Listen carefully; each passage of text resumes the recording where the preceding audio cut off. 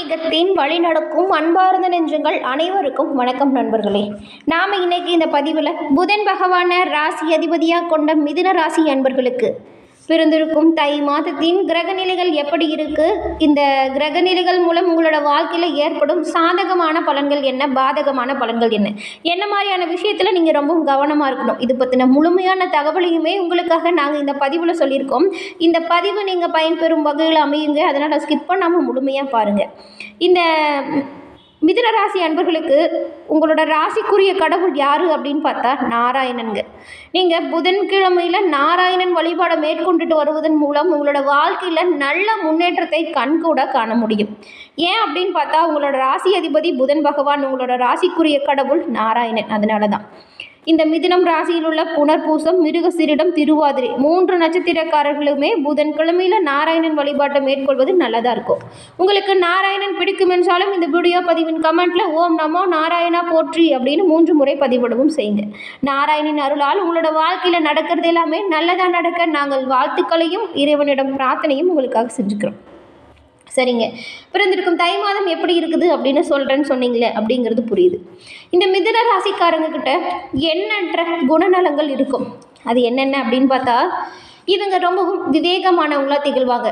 அது மட்டும் இல்லாமல் சமயம் அறிந்து செயல்படக்கூடியவங்க அப்படின்னு சொல்லலாம். ரொம்பவும் புத்திசாலிகளாகவும் இந்த மிதுன ராசிக்காரங்க இருப்பீங்க. மன அமைதிக்காக கோவில் தர்ம காரியம் செல்வது எல்லாமே உங்களுக்கு ரொம்பவும் பிடிச்ச செயலாக இருக்கும். ஒவ்வொரு நாளையும் நீங்கள் யோசித்தபடி நடத்தணும் அப்படின்னு நினைப்பீங்க. தன்னம்பிக்கையும் உங்ககிட்ட இருக்கிற ஆர்வமுமே உங்களை பார்த்து பொறாமைப்படுற அளவுக்கு இருக்கும். அன்பிற்கு கட்டுப்பட்டவங்க தான் இந்த மிதுன ராசியை சேர்ந்தவங்க. அன்பு செலுத்தியவருக்காக எதையுமே செய்யக்கூடியவங்களாக இருப்பாங்க. மற்றவங்களுக்கு ஏற்படும் விரோதத்தை உடனடியாக முடிவுக்கு கொண்டு வந்துடுவாங்க. வெட்டு 1 துண்டு 2 அப்படிங்கிற பழமொழிக்கு ஏற்ப தான் மற்றவங்கக்கிட்ட இந்த மிதுன ராசிக்காரங்க பேசவே செய்வாங்க. எந்த ஒரு விஷயமா இருந்தாலும் சரிங்க, முகத்துக்கு நேராக அப்படியே சொல்லிடுவீங்க தானே.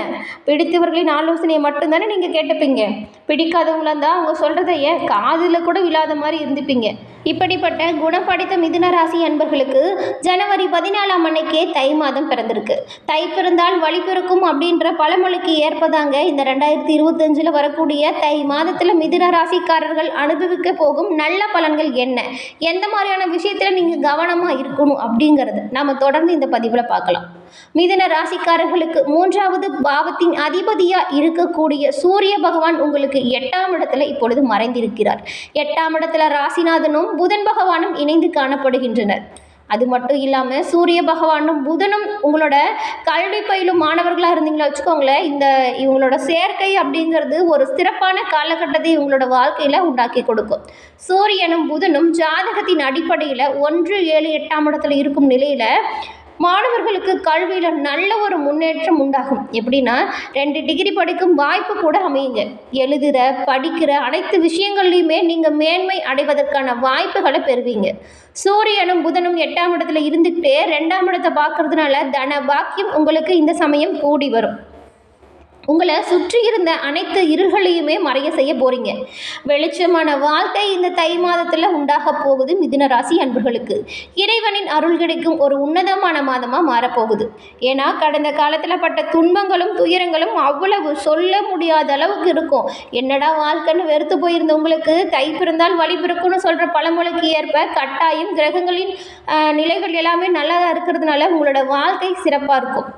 2ஆம் இடம் அப்படிங்கிறது உங்களோட சமுதாயத்தில் ஒரு நல்ல மதிப்பையும் மரியாதையும் உண்டாக்கி கொடுக்கும் ஸ்தானம். ரொம்பவும் சிறப்பாக இருக்குது. ராசியில் செவ்வாய் பகவான் வீற்றிருக்கிறதுனால 4ஆம் இடத்துல செவ்வாய் இருக்கிறதுனாலையும் சிலருக்கு உங்களோட குடும்பத்தில் தாய்க்கும் பிள்ளைக்கும் தீர்க்க முடியாத வாதங்கள் அவ்வப்போது வரும். அதனால் உங்களோட வார்த்தைகளை நீங்கள் கவனமாக பிரயோகம் செய்யணும். தாயின் உடல் நலத்தில் குறைபாடுகள் ஏற்படலாம், கவனமாக இருங்க. நீங்கள் இருக்கிற வீட்டில் இருந்து புது வீட்டுக்கு போகிறது மாதிரியான சூழ்நிலை அமையும். இயந்திரங்கள் பழுதாகிறது, அதற்கு செலவாகுது அப்படிங்கிற மாதிரி சின்ன சின்ன செலவுகள் அவ்வப்போது வீட்டில் இருந்துக்கிட்டே இருக்கும். அது மட்டும் இல்லாமல் 4ஆம் இடத்தை செவ்வாய் பகவான் பார்க்கறதுனால நீங்கள் உணர்ச்சி வசப்படாமலும் கோபப்படாமலும் எந்த ஒரு காரியத்தையுமே எப்படி சாதிக்கணும் அப்படிங்கிறதுல தீர்க்கமாக ஆலோசனை செஞ்சு முனைப்பாக இருக்கிறதன் மூலம் நன்மையை பெற முடியும். இதே சமயம் செவ்வாய் 7ஆம் இடத்தை பார்த்துக்கிட்டே இருக்கிறாரு. 7ஆம் இடத்துக்கான அதிபதி 12ஆம் இடத்துல இருக்கிறதுனால 7ஆம் இடத்தை செவ்வாய் பார்க்கறதுனாலையும் புதிய தொழில் தொடங்கும் வாய்ப்பு அமோகமான வெற்றியை உங்களுக்கு உண்டாக்கி கொடுக்கும். அது மட்டும் இல்லாமல் கூட்டாளிகளோட இணைஞ்சி தொழில் புரிவது, பகலெல்லாம் கடினமாக உழைக்கின்ற இடத்துல எல்லாமே உங்களுக்கு சிறப்பான பலனையும் கொடுக்கும். உங்களோட எண்ணங்கள் எல்லாம் நிறைவேறும். அது மட்டும் இல்லாமல் உங்களுக்கு எதிரிகளில் இருந்தின் தொல்லைகள் அவ்வப்போது இருக்கும். உங்களோட சிறப்பான பணிகளை பார்த்து பொறாமை பிடிப்பாங்க. கொஞ்சம் ஜாக்கிரதையாக இருங்க. அது மட்டும் இல்லாமல் இந்த மாதிரியான விஷயத்தில் நீங்கள் பெருசாக எடுத்துக்காதீங்க. தொழிலில் நல்லா கவனம் செலுத்துங்க. இருந்தாலும் முன்னெச்சரிக்கை, கவனமாக செயல்படுறது நல்லது இல்லையா? உங்களோட உடன்பிறப்புகள், தாயாரின் வார்த்தைகள் இதெல்லாமே கொஞ்சம் உங்களுக்கு சாதகமாக தான் இருக்கும். உடன் பிறந்தவங்கள் ஒத்துழைப்பு அதிகமாக இருக்கும். தாயாரின் அரவணைப்பு சிறப்பான பலனையும் பெற்றுக் கொடுக்கும். நீண்ட நாளாக பழகியவங்க இந்த மாதத்தில் உங்களுக்கு உதவிகரம் நீட்டுவதற்கான வாய்ப்பு இருக்குது. அரசு துறை, கார்ப்பரேட் துறைகளில் வேலை பார்க்குறவங்களுக்கு இந்த காலகட்டத்தில் சிறப்பம்சங்கள் உருவாகும் வாய்ப்புமே அமையும். அதே சமயம் நெருப்பு சம்பந்தமான தொழில், பெட்ரோல், டீசல், பட்டாசு தொழிற்சாலை, கேஸ் வியாபாரம், கெமிக்கல் தொழில் செய்கிறவங்களுக்கு இந்த மாதத்தில் நல்ல ஒரு லாபம் அதிகரித்து காணப்பட போகுது. இருக்கின்ற பொருள்கள், கிடங்குகள் போன்றவற்றில் நீங்கள் கவனமாக இருக்கிறது நல்லதுங்க. செவ்வாய் 8ஆம் இடத்து பார்வையாக சூரியன் மற்றும் புதனை பார்க்கிறார். செவ்வாய் சூரியனை பார்க்கறதுனால அவசர கோலத்தில் வாக்கு கொடுத்து கெட்ட பெயர் எடுக்கிறதுக்கான வாய்ப்பு இருக்கிறதுனால யார் ஒருத்தருக்காகவும் நீங்கள் வாக்குறுதியை மட்டும் கொடுக்காதீங்க. எதையுமே அவசரப்படாமல் நிதானமாக யோசித்து செய்கிறது நல்லது. மற்றவங்களுக்காக பேசுவதை நீங்கள் கவனமாக என்ன விஷயம், நம்ம எதை பற்றி பேசுகிறோங்கிறத யோசிச்சுட்டு சிந்திச்சுட்டு பேசுங்க. இருந்தாலும் பேச்சில் உங்களுக்கு கவனம் அதிகமாக வேண்டும்.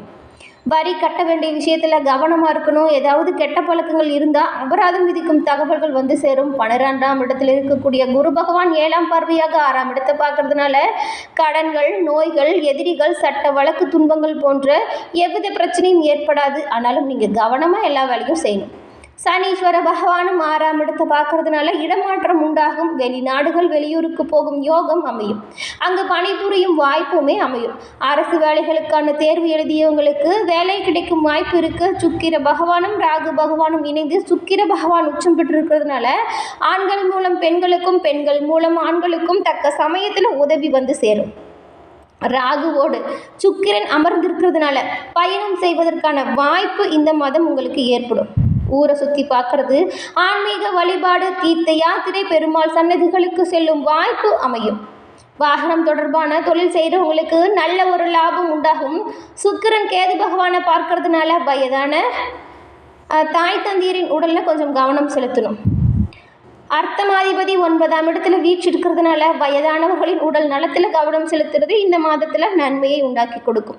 ஏதாவது உடல்நல பிரச்சனை அப்படின்னு வந்தால் உடனடியாக மருத்துவமனை செல்வது ரொம்பவும் சிறந்ததாக இருக்கும்.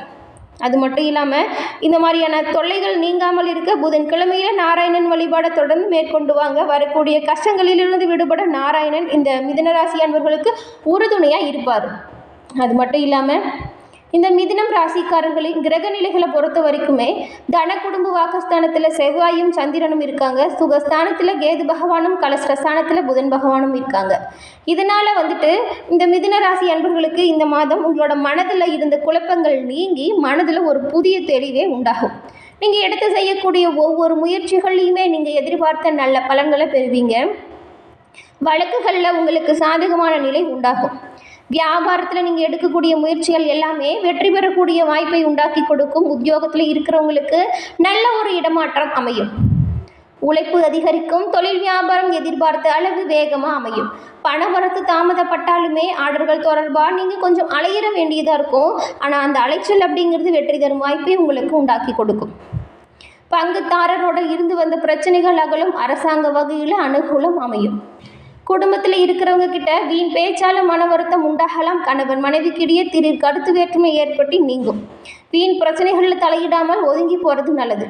உறவினர், நண்பர்கள் கிட்ட பழகும்போது கவனமாக இருங்க. பெண்களுக்கு குழப்பங்கள் நீங்கி மனதில் தெளிவு உண்டாகும். எதையுமே ஒரு முறைக்கு இருமுறை யோசித்து பேசுறது நல்லது. கலைத்துறையில் இருக்கிறவங்களுக்கு காரிய வெற்றிக்கு தேவையான உதவிகள் கிடைக்கும். எதிர்பாராத வகையில் செலவு உண்டாகலாம். சொத்து மனை சம்பந்தமான காரியத்தில் தடை தாமதம் உண்டாகும். வீண் பயம் ஏற்பட்டு விலகும். ஏற்கனவே செஞ்ச காரியத்திற்கான பலனை அடைய வேண்டிய காலமாகவும் இந்த தை மாதம் அமையப் போகுது. அரசியல் துறையில் உள்ளவங்களுக்கு வீண் வழக்கு விவகாரங்கள் வரலாம். எச்சரிக்கையாக செயல்படுங்க. வெளிநாட்டு பயண வாய்ப்புகள் வரும். சிலர் வெளியூர் பயணம் செல்லும் வாய்ப்பும் அமையும். எதிர்பாலினத்தோட பழகும் பொழுது கவனமாக இருக்கணும். மனதில் தெம்பு உண்டாகும். மகிழ்ச்சி அதிகரிக்கும். மாணவர்களுக்கு முயற்சிகளில் எதிர்பாராத நல்ல பலன் கிடைக்கும். தாமதம் ஏதாவது ஏற்பட்டாலுமே அதை பெருசாக எடுத்துக்காதீங்க, அதுலேயுமே நன்மை உண்டாகும். கூடுதல் மதிப்பெண் பெற கொஞ்சம் அதிக நேரம் எடுத்து படிக்கிறது மாணவர்களுக்கு நல்லதாக இருக்கும். முன்பு சொன்னது தாங்க, உங்களோட வாழ்க்கையில் வரும் இன்னல்களும் தடைகளும் நீங்கள் பரிகாரமாக புதன்கிழமையில் பெருமாளுக்கு துளசி மாலை அணிவித்து தீபம் ஏற்றி அர்ச்சனை செஞ்சு வழிபட்டு வணங்கி வருவதன் மூலம் உங்களோட வாழ்க்கையில் நல்ல ஒரு முன்னேற்றத்தை நீங்கள் காண முடியும். என்ன நண்பர்களே, இந்த பதிவு நீங்கள் பயன்பெறும் வகையில் அமைஞ்சிருக்கும்னு நினைக்கிறோம். இந்த பதிவு பிடிச்சிருந்தால் லைக் பண்ணுங்கள், ஷேர் பண்ணுங்கள், கமெண்ட் பண்ணுங்கள்.